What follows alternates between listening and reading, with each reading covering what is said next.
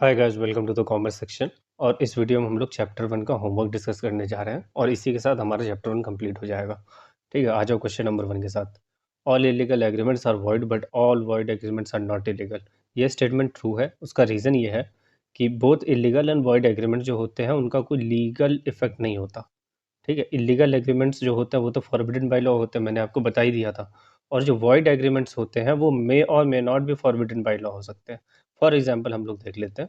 Example के तौर पे मैं बताता हूँ आपको। एग्रीमेंट विद अ माइनर, जो माइनर के साथ एग्रीमेंट होता है वो वॉइड होता है, लेकिन इलीगल तो नहीं होता। लेकिन अगर आप एग्रीमेंट करते हो किसी को मतलब किल करने के लिए, तो वो इलीगल होता है। ठीक है, और पनिशेबल भी होता है। इसीलिए कहा जाता है कि जो इलीगल एग्रीमेंट्स होते हैं वो वॉइड होते हैं और वॉइड एग्रीमेंट जो होते हैं इलीगल नहीं होते हैं। आ जाओ पॉइंट नंबर 2 पे। ऑल वॉइडेबल कॉन्ट्रैक्ट्स में रिमेन वैलिड। ये स्टेटमेंट ट्रू है। फ्री कंसेंट की जहाँ तक बात करें, वो एक एसेंशियल एलिमेंट होता है वैलिड कॉन्ट्रैक्ट के लिए। मैंने आपको फर्स्ट क्लास में बता दिया था। अगर कंसेंट की पार्टी की कंसेंट जो है वो फ्री नहीं है, तो जो एग्रीव्ड पार्टी है ही में अवॉइड द कॉन्ट्रैक्ट। कैंसिल या टर्मिनेट भी कह सकते हो आप। टर्मिनेट, टर्मिनेट वर्ड जो है ना वो प्रॉपर वर्ड होगा यहाँ पे यूज़ करने के लिए। मैं इसको इरेज कर देता हूँ। टर्मिनेट आप यूज़ कर लीजिएगा यहाँ कैंसिल की जगह पर को।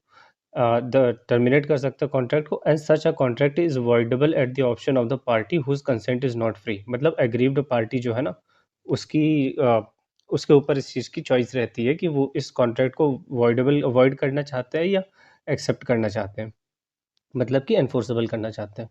दस avoidable contract remains valid and binding until repudiated by the party having the right to do so. मतलब कि एग्रीड पार्टी के पास जो राइट होता है वो चाहे तो उसको बाइंडिंग बना सकते हैं या नहीं भी बना सकते हैं, उनके पास इसकी चॉइस रहती है। Point number 3, all contracts are agreement but all agreements are not contract. ये मैंने वीडियो 1 में आप लोग देख लेना, इसके ऊपर मैंने डिटेल्ड 1.5 पेजेस की डिस्कशन की हुई है और वो प्रॉपर आंसर है। और ये एग्जाम के लिए बहुत ज़्यादा इंपॉर्टेंट क्वेश्चन होता है, तो आप लोग एज इट इज़ उस आंसर को लर्न कर लीजिएगा। आ जाइए पॉइंट नंबर 4 की बात करते हैं। Avoid contract is the one which is void एब इनिशियो। वॉइड एब इनिशियो मतलब इनिशियल से ही वॉइड होना। इनिशियल मतलब कि जब कॉन्ट्रैक्ट किया तभी से वॉइड था वो, ऐसा तो होता नहीं। एब इनिशियो का मतलब होता है इनिशियल। ठीक है, इसको मैं इरेज कर देता हूँ, उसके बाद हम लोग पूरा आंसर डिस्कस करने वाले हैं। अब वॉइड एब इनिशियो ये स्टेटमेंट है फॉल्स। उसका रीज़न ये है कि वॉइड कॉन्ट्रैक्ट बनता कैसे है। वॉइड कॉन्ट्रैक्ट वॉइड स्टार्टिंग में नहीं होता। वो कॉन्ट्रैक्ट वॉइड होता है when it ceases to be enforceable by law.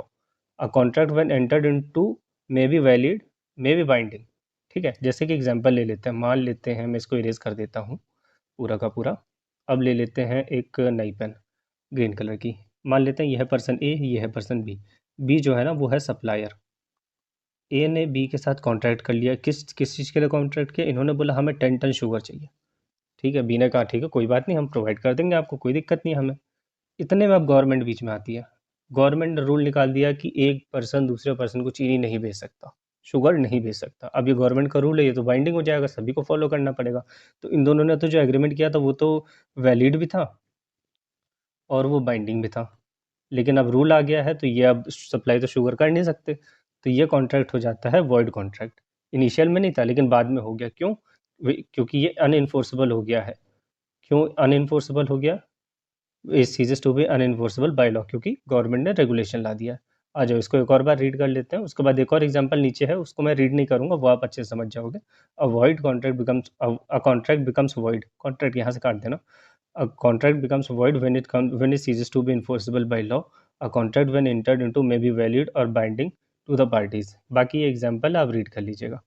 ठीक है, आ जाओ क्वेश्चन नंबर 5 पे हम लोग बात करते हैं। Question number 5, in social agreements the usual presumption is that the parties intend to create a legal relationship. ये तो मैंने लास्ट क्लास में आपको अच्छे से समझा दिया था, यहाँ स्टेटमेंट फॉल्स है।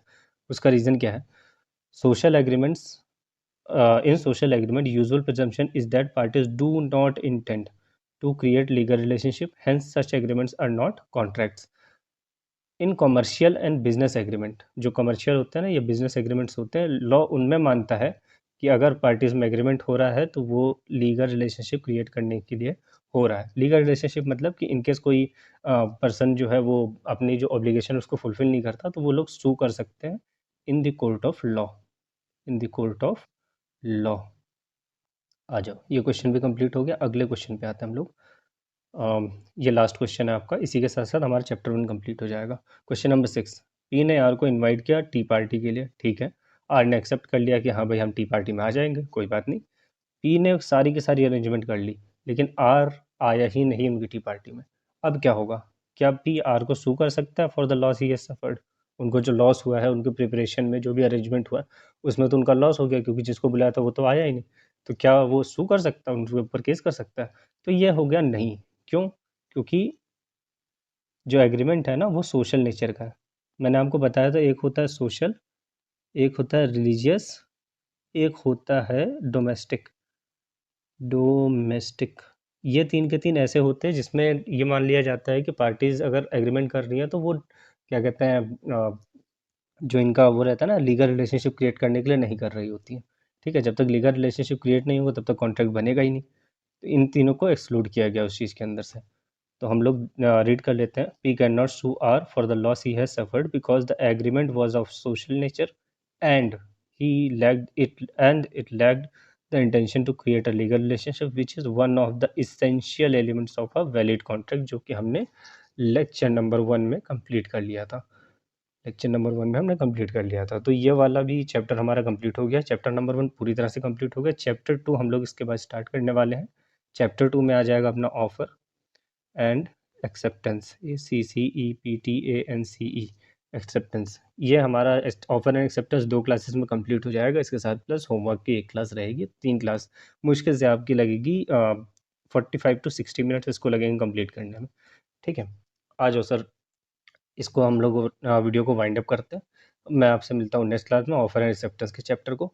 तब तक के लिए आप लोग सब्सक्राइब कीजिए द कॉमर्स सेक्शन को, द कॉमर्स RCE सेक्शन को। Thank you guys.